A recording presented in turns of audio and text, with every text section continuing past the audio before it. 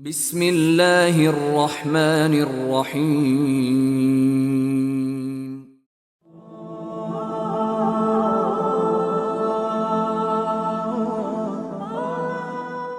رسول اللہ صلی اللہ علیہ وآلہ وسلم نے فرمایا، شہید کے علاوہ کوئی جنتی ایسا نہیں ہے جو دنیا کی طرف لوٹنا چاہتا ہو۔ وہ دنیا کی طرف لوٹنا چاہتا ہے، کہتا ہے دل چاہتا ہے کہ اللہ کی راہ میں 10 مرتبہ قتل کیا جاؤں، یہ اس وجہ سے کہ وہ اس مقام کو دیکھ چکا ہے جس سے اللہ نے اس کو نوازا ہے۔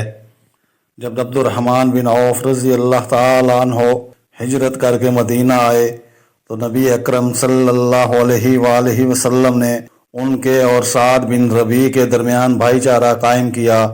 سعد بن ربیع نے عبد الرحمن بن عوف رضی اللہ تعالیٰ عنہ سے کہا، آؤ تمہارے لیے اپنا آدھا مال بانٹ دوں، اور میرے پاس 2 بیویاں ہیں، ان میں سے ایک کو طلاق دے دیتا ہوں، جب اس کی عدت گزر جائے تو اس سے شادی کر لو۔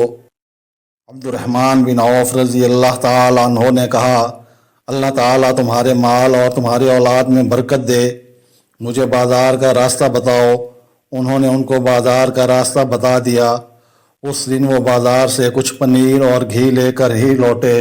جو نفع میں انہیں حاصل ہوا تھا، اس کے کچھ دنوں بعد رسول اللہ صلی اللہ علیہ وآلہ وسلم نے ان کے اوپر زردی کا اثر دیکھا تو پوچھا، کیا بات ہے، یہ زردی کیسی؟ کہا، میں نے ایک انصاری عورت سے شادی کی ہے۔ آپ صلی اللہ علیہ وآلہ وسلم نے پوچھا، اس کو مہر میں تم نے کیا دیا؟ کہا، 1 سونے کی گٹھلی یا گٹھلی کے برابر سونا۔ آپ صلی اللہ علیہ وآلہ وسلم نے فرمایا، ولیمہ کرو اگرچہ 1 بکری ہی کا ہو۔ رسول اللہ صلی اللہ علیہ وآلہ وسلم نے فرمایا، قیامت اس وقت تک قائم نہیں ہوگی جب تک بے وقوفوں کی اولاد دنیا میں سب سے زیادہ خوش نصیب نہ ہو جائیں۔